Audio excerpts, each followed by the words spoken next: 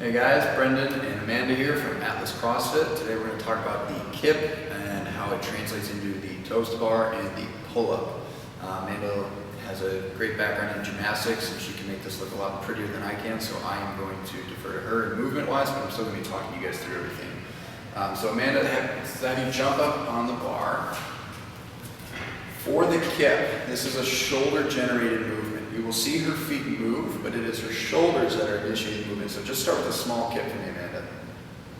And coaches, something you can do is give your athletes a target behind and then in front. So I have her reach her stomach there and give them that tactile cue. Go ahead and come on off.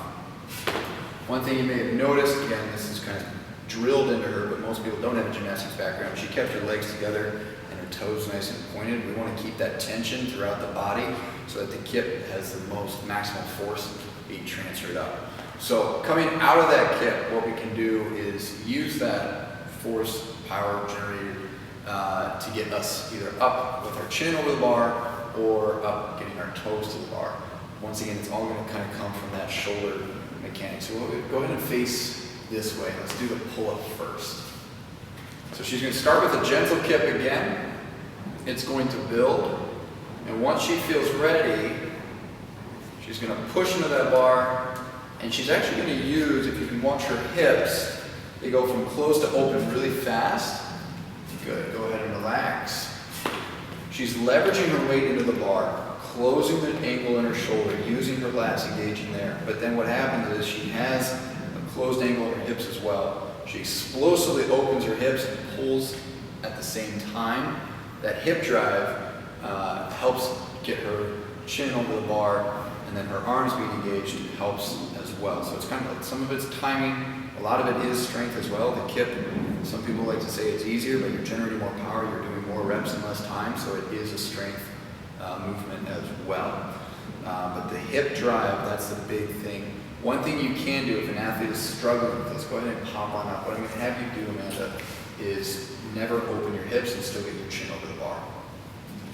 So they'll start with a kip, they'll get this, but then they have the strength to just pull up without, let me open this. So they get their swing and they keep their hips closed. So I get that first motion coming up and my hip angle stays closed.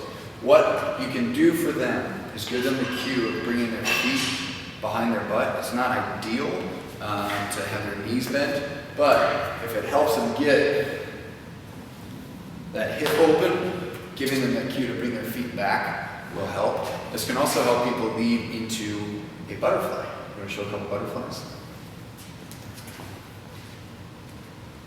So again, it starts with that same kip. Instead of pushing away at the top, Amanda simply falls down. Good, relax. So with the butterfly, her chin clears the level of the bar further out so that she's able to fall straight down. With the general C kip, you actually get your chin more over the bar. If you try and translate that exact kip into a butterfly, you'll need to pull your head back really far and it messes that rhythm up. So one thing that I work with people is getting them to do kipping with their chin way out in front back here and then having them fall through. But getting them to bring their feet back and fall at the same time will help them then be into this position at the bottom, that open position for the kip, and they'll be able to generate back up. Toast bar.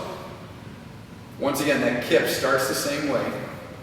She is going to leverage, again, a little more with straight arms this time, her arms and using her lats into the bar, but instead of getting that hip angle popping open, she's going to continue that motion and really just pull her feet up to that bar. So get a couple, build it.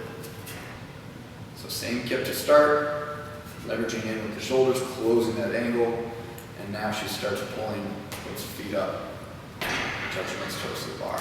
Good. So for athletes that are struggling with this, knees to elbow tends to be used as a common substitute. For myself and many people I've talked to find knees to elbows to be more difficult.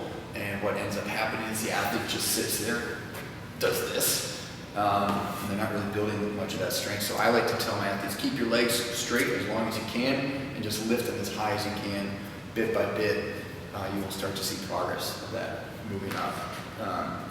So that's the little tutorial breakdown on the Kip and how it can translate into pull-ups and also toes to bar. Have a good one.